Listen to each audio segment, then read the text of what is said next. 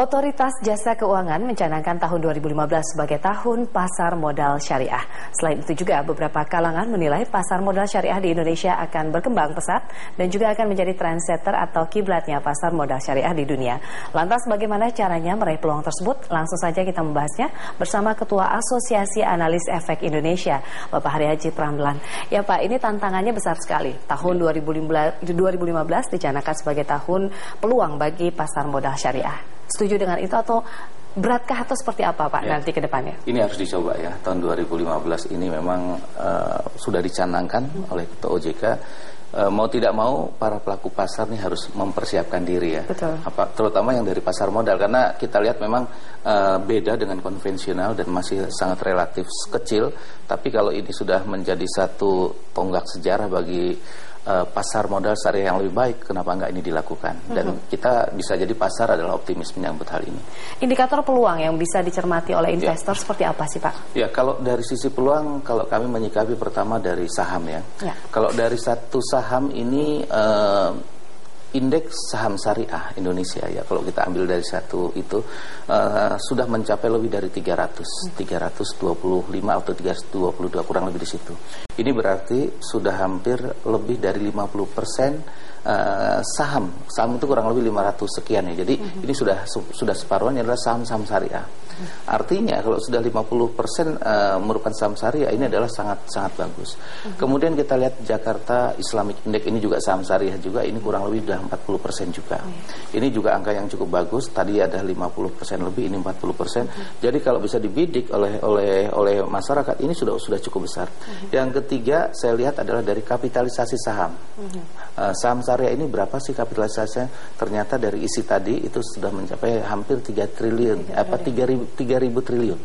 Ini angka yang besar. Sementara kalau dari sisi kapitalisasi pasar sendiri itu 5.100-an. Ini artinya angka yang cukup besar sekali. Dan kalau ini dibola salju kan arti adalah ini transaksi bagus, kemudian IPO terus bertumbuhan, terutama yang syariah ini bukan tidak mungkin apa yang diharapkan oleh stakeholder atau dalam hal ini OJK, ini sangat mungkin ini bisa tercapai. Ini dari satu sisi saham. Belum lagi kalau kita bicara dari sisi reksadana. Reksadana juga kita lihat sudah bertumbuh ya, walaupun relatif kecil tapi sudah bertumbuh. Memang masih di bawah 10% dari kapitalisasi reksadana konvensional yang sudah mencapai 140. Tapi ini menunjukkan growth-nya ya, Kemudian dari sisi obligasi juga terjadi hal yang sama, terjadi peningkatan, dan ini kita lihat dari ketika komponen apakah itu saham, apakah itu reksadana maupun dari sisi obligasi, ini menunjukkan cermin bahwa marketnya ini sudah diminati oleh masyarakat kita. Nah, sebenarnya yang kita kejar bukan hanya lokal, luar ya. Investor luar ini juga melihat bahwa ternyata efek yang defensif ini adalah efek syariah. Nah, inilah yang potensinya kenapa mereka nanti bisa saja masuk ke pasar modal kita. Nah, karena defensif sekali untuk saham ini, dan sampai sekarang juga terjadi pertumbuhan ya, bukannya kecil atau turun, bahkan untuk efek di pasar modal syariah ini terjadi pertumbuhan. Artinya pemanfaatan ceruk pasar ini terserap dalam oleh konsumen begitu ya Pak, kalau dilihat.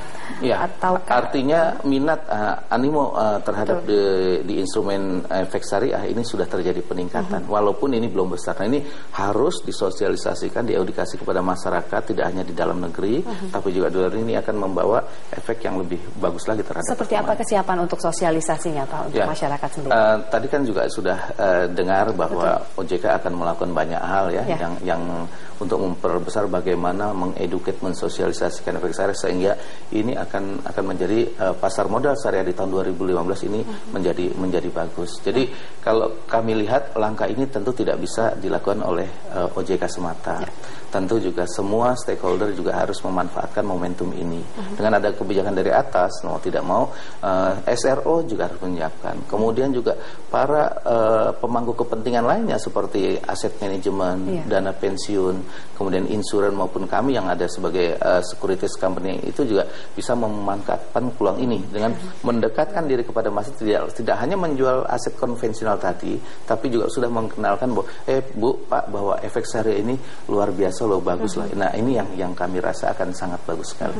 Sebagai pemahaman umum ini Pak bagi masyarakat ya, kita mulai dari sekarang ini. Competitive base dari pasar modal syariah dibandingkan pasar modal yang biasa begitu, seperti apa Pak? Ya, kalau bicara competitive base, kita analogikan bahwa investor kita ini terbagi dua kalau kita bicara saham. Ada yang spekulan, ada yang memang benar-benar investor saham. Nah, kalau bicara spekulan itu tidak melihat bahwa beli saham itu bisa setahun 2 tahun. Kalau dia bisa gain hari ini sebulan ini, kenapa dia? Nah, itu kita bicara dari sisi spekulan ya. Tapi tidak sedikit juga mereka membeli saham ini untuk diinvestasikan. Nah, ini yang saya kategorikan dia sebagai investor.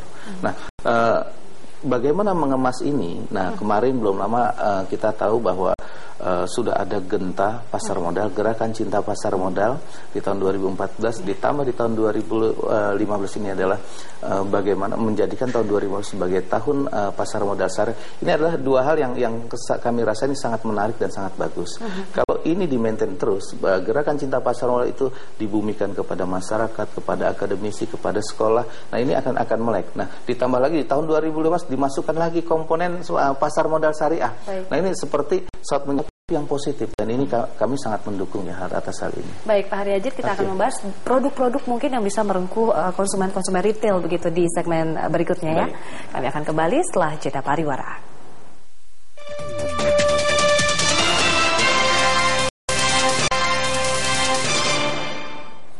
Kita kembali di Dialog Market Corner. Pak Haryadjid, ini untuk menghadapi masyarakat ekonomi ASEAN begitu ya, 2015 sudah menjelang. Ini bagaimana tantangannya di era ini?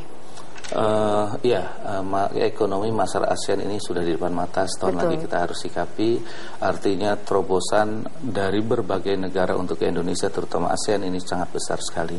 Mereka tidak hanya menyiapkan produk, tapi juga menyiapkan jasa mereka agar bisa dijual di sini. Ketika mereka menjual jasa, maka itu juga mereka pasti berpartner dengan siapa yang menjualnya. Artinya itu berbicara dengan profesinya.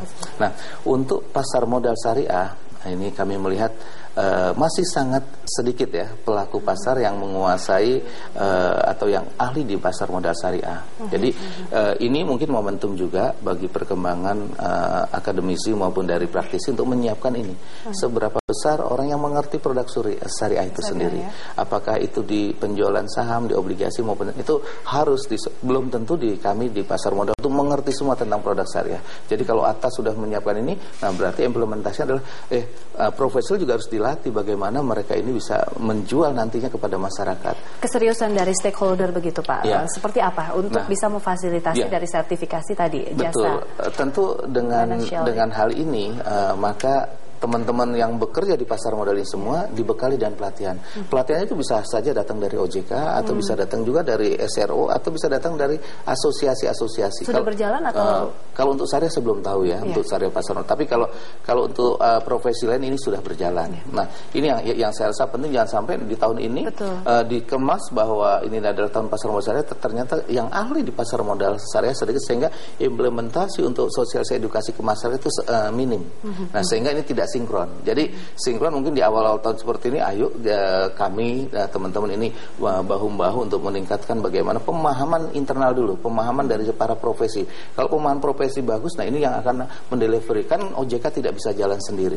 Karena Indonesia begitu luas, maka ini adalah campur tangan atau saling berangkulan untuk memperbesar industri ini sendiri. Tantangan atau hambatan yang mungkin yang bisa memperlambat dari proses ini Pak, tahun ini dikatakan sebagai kalau saya bilang tantangannya adalah bagaimana meningkatkan profesional itu sendiri yang ada di dalam. Yang kedua, orang masih memandang bahwa pasar modal ini adalah produk mahal. Produk yang dikatakan, wah ini sudah tinggi. Kalau orang sudah memenuhi kebutuhan primernya, sekundernya baru ini dilakukan. Nah ini kan sekarang sudah dibilang bahwa beli saham itu sudah 100 lembar, itu satu lot itu sudah 50.000 aja sudah. Reksadana juga. Tapi ini belum merata ke seluruh lapisan masyarakat. Kalau ini terus digemborkan dan ini terus diwacanakan dalam literasi keuangan. Jadi saya rasa lambat laun orang akan melek. Tidak hanya yang konvensional tapi juga yang syariah. Nah, kita tahu literasi keuangan untuk pasar modal itu masih di bawah 1% dari seluruh masyarakat Indonesia, dan ini yang harus dibuat bagus oleh stakeholder atau kita semua.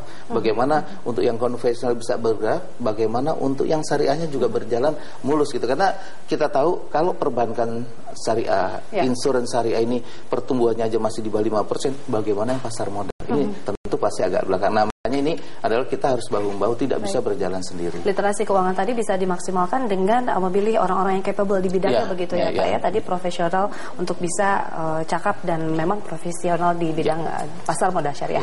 Ini terakhir Pak, tips untuk berinvestasi di pasar modal syariah seperti apa ini? Pemahaman bagi masyarakat. Sekarang produk sudah cukup banyak. Dari saham syariah tadi sudah saya sampaikan 322, kemudian reksadana juga sama.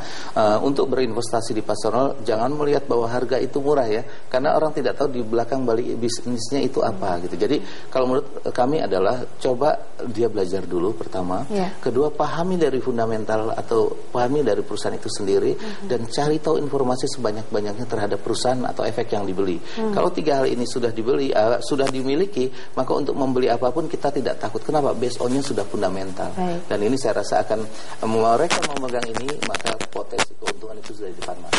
Baik, Pak Haryadji, terima kasih atas informasi yang diberikan dan telah bergabung di Dialog Market Corner. Demikian dialog kita pagi ini pemirsa. Selanjutnya kami punya informasi mengenai pesawat bertenaga surya Solar Impulse 2 atau SI2 segera diluncurkan Februari tahun ini. Sesaat lagi.